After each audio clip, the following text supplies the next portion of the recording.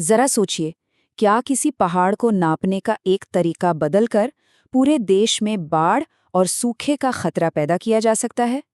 सुनने में थोड़ा अजीब लगता है ना? लेकिन आज हम यही समझेंगे कि कैसे एक छोटा सा मामूली सा नियम एक बहुत बड़े पर्यावरणीय संकट की वजह बन सकता है।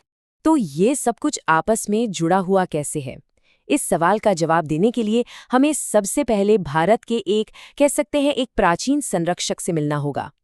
देखिए, इस पूरी कहानी के केंद्र में है अरावली पर्वत श्रृंखला। ये सिर्फ पहाड़ नहीं है, ये एक जीवन रेखा है जिसमें लाखों सालों से हमारे उत्तरी भारत को एक शक्ल दी है। अरावली को एक तरह से एक प्राचीन दीवार समझिए। ये थार के रेगिस्तान को आगे बढ़ने से रोकती है, मॉनसून को सही दिशा देती है और उत्तरी भारत की जलवायु, इतिहास और पर्यावरण सबकी रक्षा करती है। और यहीं से मामला थोड़ा पेचीदा हो जाता है।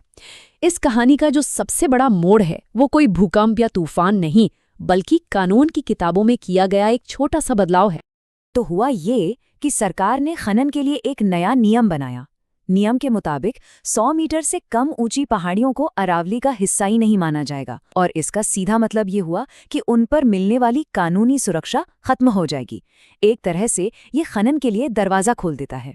लेकिन यहाँ एक बहुत बड़ा पेंच है, और वो ये कि सब कुछ इस एक सवाल पर आकर टिक गया है कि आखिर ये 100 मीटर की ऊंचाई नापी कहाँ से जाएगी। बस यही वो सवाल है जो सब कुछ बदल देता है। तो असली समस्या यहीं से शुरू होती है।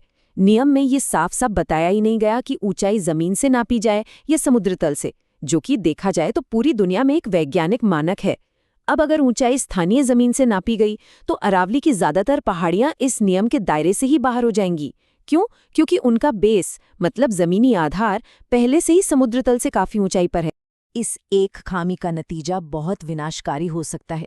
इससे कानून की आड़ में ही पूरी की पूरी पर्वत श्रृंखला को धीरे धीरे खत्म करने का रास्ता खुल जाता है। और ये सिर्फ कोई काल्पनिक डर नहीं है।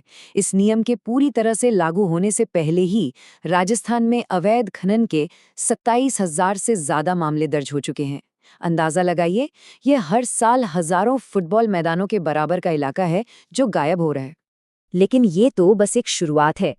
अब देखते हैं कि कैसे ये छोटी सी कानूनी खामी एक भयानक चेन रिएक्शन, एक डोमिनो इफेक्ट को जन्म दे सकती है।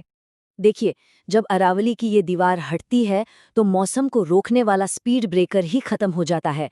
नतीजा, मॉनसून की हवाएं बिना किसी रोकटोक के सीधा हिमालय से टकराती हैं, जिससे उत्तराखंड में भयानक बाढ़ आती है। फिर रेगिस्तान से उड़ी धूल हिमालय के ग्लेशियरों पर जम जाती है, जिससे वो तेजी से पिघलने लगते हैं, और इसका असर यूपी बिहार की नदियों में अचानक आने वाली बाढ़ के रूप में दिखता है। और दिल्ली जैसे शहरों के लिए तो नतीजे और भी बुरे हो सकते हैं। दिल्ली के लिए अरावली एक ग्रीन लंग यानी एक हरे फेफड़े की तरह काम करती है। इसके बिना शहर में ऑक्सीजन की कमी होगी, धूल भरी आंधियां बढ़ेंगी, तापमान में भारी उतार चढ़ाव होगा और हवाई यात्रा में भी रुकावट आएगी। लेकिन इसका असर यही नहीं रुकता। पूरे इलाके में एक बड़ा पारिस्थितिकी संकट खड़ा हो सकता है।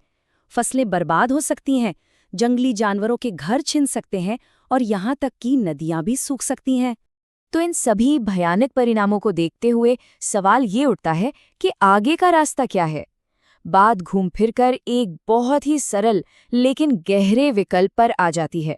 तो आखिर में सब कुछ इस एक सवाल पर निर्भर करता है, क्या हम एक पहाड़ को उसकी अपनी जमीन से नापें या उस एक पैमाने से जो पूरी धरती को जोड़ता है, यानी समुद्र तल से। एक पूरे इकोसिस्टम और लाखों लोगों की जिंदगी का भविष्य शायद इसी एक भौगोलिक सवाल के जवाब में छिपा हो। और ये हमें एक और भी बड़े सवाल पर लाकर छोड़ देता है कि हम अपने पर्यावरण के भविष्य को बनाने में विज्ञान और कानून के बीच संतुलन आखिर कैसे बनाते हैं।